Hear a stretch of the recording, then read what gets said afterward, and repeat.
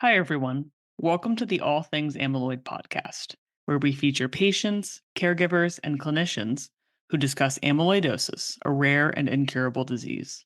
Amyloidosis occurs when the body builds up abnormal amounts of misfolded amyloid protein, which can lead to serious and life threatening outcomes. I'm your host, Mackenzie, an amyloidosis patient and founder of Mackenzie's Mission. Our goal for this podcast is to raise awareness and share firsthand what it's like to live with this disease, to care for those affected by it, and to treat it. We hope this leads to earlier diagnosis and start of treatment, which will improve patient lives. For over 2 decades, Muriel Finkel has been running the Amyloidosis Support Groups. She's a pillar in the industry, and everyone knows her name. Her Rolodex of physicians is unparalleled, and they all love her. The ASG is an extremely valuable resource for patients and caregivers, providing far more than just knowledge. Learning about the current and potential treatments, advancements in the disease, and connecting with other patients and caregivers are just a few of the benefits. Hear from Muriel directly, who will share what she thinks is the number one benefit that the ASG offers. Welcome, Muriel. It's great to have you on the podcast today. Oh, thank you, Mackenzie. I'm really happy to be here. It's always great to see you, and I so admire the fantastic work that you do at the Amyloidosis Support Groups. We're so excited to have you on today's podcast and give our listeners new insights into the ASG. So, to get things started, maybe talk about the amyloidosis support groups and why you think patients find it so valuable. Sure. I think when anyone gets a diagnosis of a disease, especially a rare disease, they feel very alone and scared. And so the number one service that we can offer people is the reality that they are not alone, that they have a community, that there are people walking their walk. They have access to those people walking their walk. They can talk to them, they can share with them, and they find out pretty quickly they're not alone. Another wonderful benefit would be that the who's who of amyloidosis physicians are on our call list daily, so that when we have our live meetings or our webinars, these patients all have access to these wonderful, we call them amyloidologists, and they all have equal access. So you don't have to be wealthy, you don't have to live in a big city, and you can connect with these wonderful physicians and find out about the latest treatments and clinical trials. Absolutely. And anyone who's familiar with you and the work that you do know that you've been doing this for a very long time. So, talk to me a little bit about how the ASG has evolved over the years. Sure. I wish I could take credit for this being a plan that we had to become who we have become, but it really wasn't. It was a very organic kind of growth. We started back in 2004, March 13th, 2004. Our first meeting was in Dallas, Texas. And I remember it vividly because I was grieving the loss of my uncle who had died from amyloidosis the previous year. And I met up with a bunch of other people in an online chat group that was run by the American Cancer Society. And so we, amyloidosis patients in the group, kind of all connected together. And when I was so devastated about my uncle's death, some people from Dallas said, "Muriel, come to Dallas. We'll help you feel better." And how warm was that invitation? So I flew to Dallas. I'd never been to Texas in my life. I flew to Dallas. People in the group found out that I was going to Dallas, and they said, "I'm in Texas. I want to come to Dallas too." And before you know it, we had 20 people that were going to emerge in Dallas that day.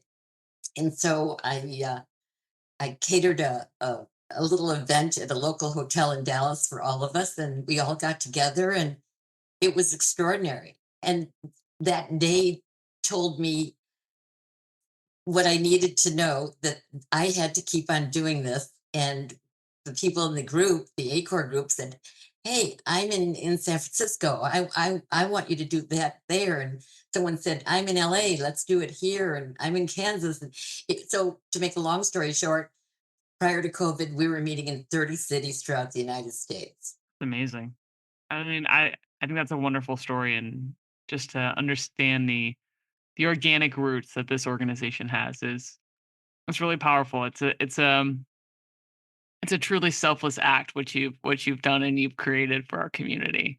Well, that's sweet of you to say. I always thought of it as more of a selfish act. It made me feel good. So, but if you want to say selfless, that sounds better. I think for sure. Yeah, no, we can meet in the middle though. No worries there. But I must tell you that that the thing that told us that how right this was and what we were doing is early on. Um, uh, Dr. Robert Vesio in LA said when he found out we were doing the meetings, he said, I want to be a part of these meetings. And we hadn't even planned on having physicians at the meetings. And so Robert Vesio actually hosted our first meeting in LA. And then when Maury Gertz found out what we were doing, at the Mayo Clinic, and Martha Skinner found out what we are doing at Boston University Medical Center, they all wanted to meet me. And then after we met, they said, we want to host meetings too. And we will guest appear at your other meetings. And so it's just been, like I say, it was organic, it grew. And then after a while, I realized, hey, this is becoming a thing. And so we formed our 501c3 nonprofit when my personal checkbook was kind of depleted that first year. And so here we are today.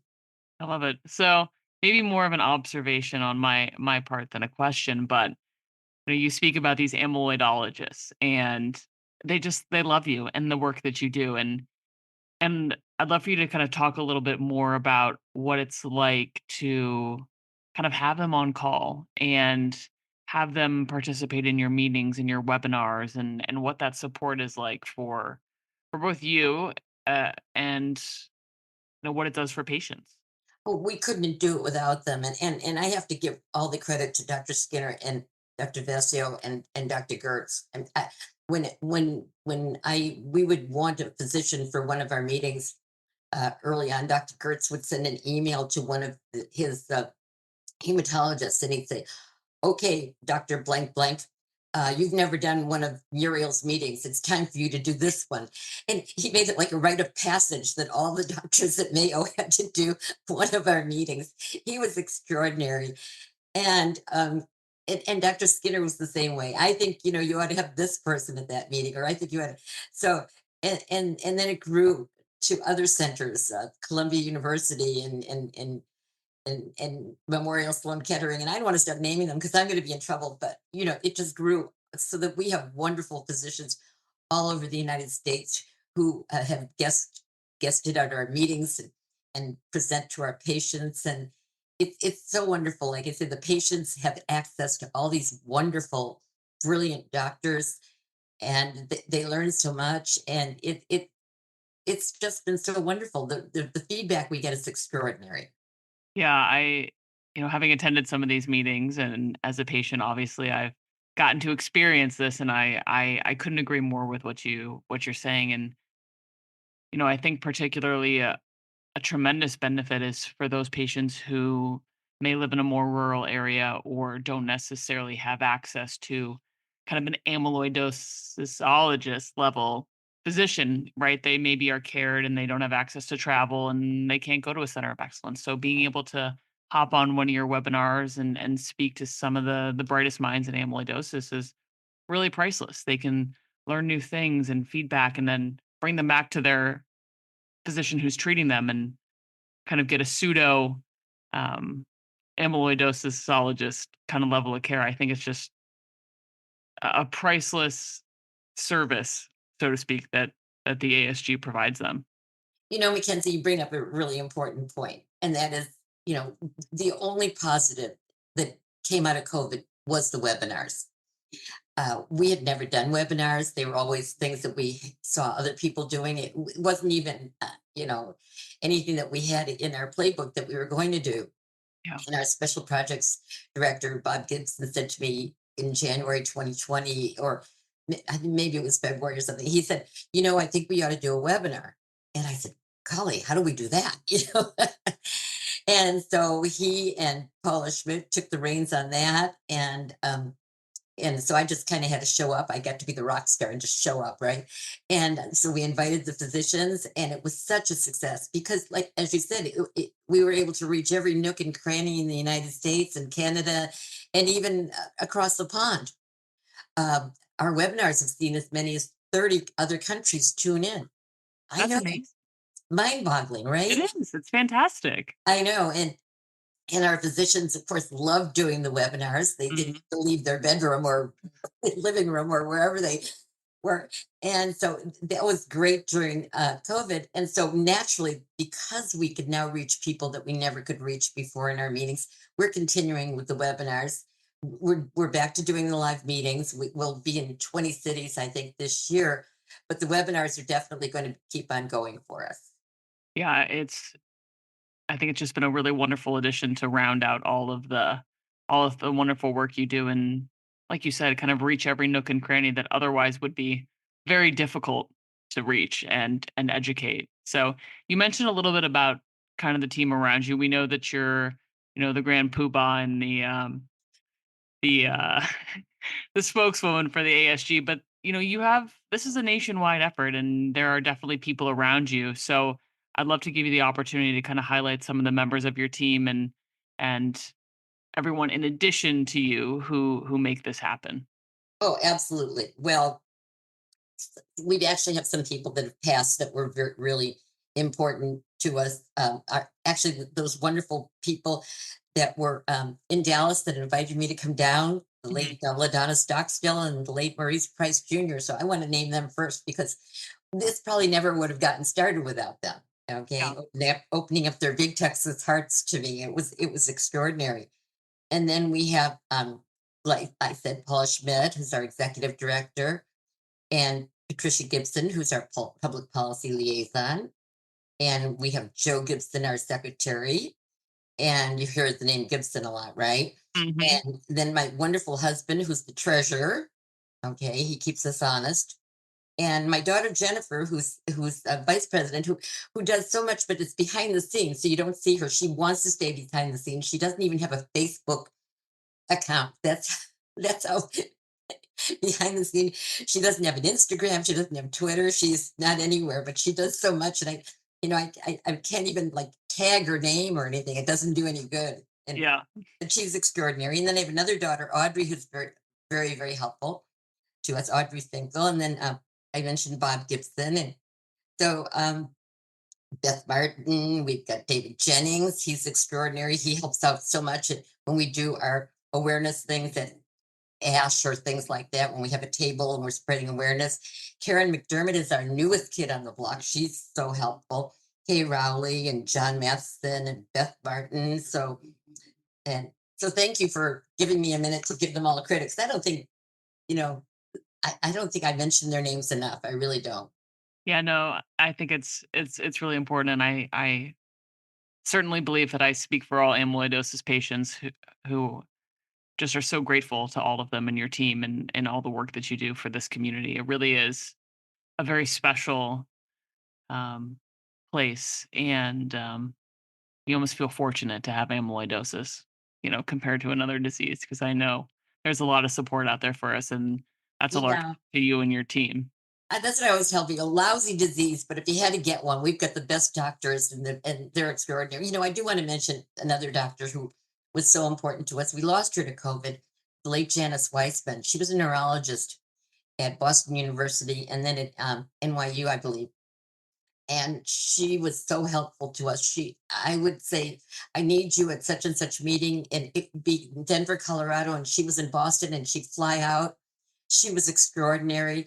She went above and beyond. She shared all her presentations. She wrote a book on neuropathy. She was extraordinary. So I do want to mention the late Janice Weissman.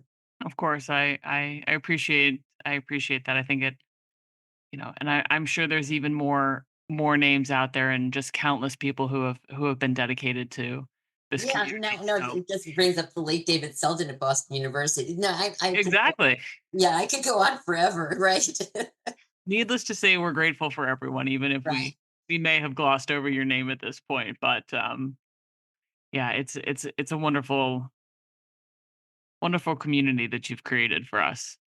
Um, So over these years, what is it that you have really come to love about the ASG? What drives you to keep doing this? You know, you're not a patient yourself, and you mentioned your uncle, and obviously that's a strong force. But what else keeps you going after being dedicated to this for so many years?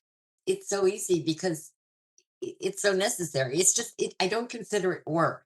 We have, Facebook groups, private Facebook groups for each type of amyloidosis, and so we moderate them, and you see how much people get out of it, and it's like you wouldn't dare not take part in it because it's so helpful. The meetings, they mean so much to people. You can't stop them. You know. Um, and it's the same thing for the webinars. I mean, there's no way it's so important, and it isn't often that someone like me, who's not a physician, gets to do something that important where you're touching people's lives. People have told us that our groups have been life altering for them. I'm just a common everyday person, and we do things that are life altering. So I'm not stopping. I'm 78, and a lot of people my age don't buy green bananas. I'm buying green bananas, and I'm going to make it to 100 because I can't stop. I think all of us would be incredibly grateful if you could make that happen. Incredibly grateful. So clearly, you're an Energizer bunny, just running circles around the rest of us. You know, how would you describe yourself? You mean you say you're an everyday person, but I certainly believe that a lot of people would beg to differ that that's the case. No, I am. I'm a mother. I'm a grandmother. I'm a wife. I'm a sister. You know, I'm every I'm very common. I really I'm and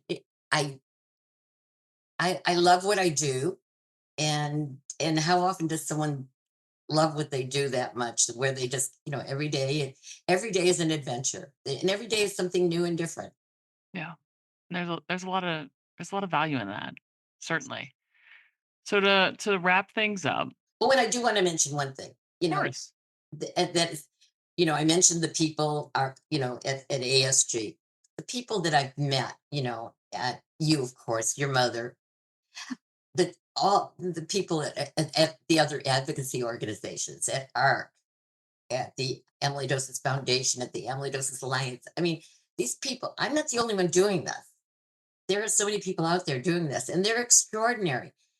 And the physicians that we've met, the nurses, the social workers, all the world that has been opened up to me and to everyone. It's empowering. It really is. yeah, I think that's a great way to put it. It really is extraordinary, and like I said, it's just a special community. I'm grateful that I get to have amyloidosis, and I get to see so many people rally behind this, and just the selfless, tireless work that people have made to make our lives as patients better.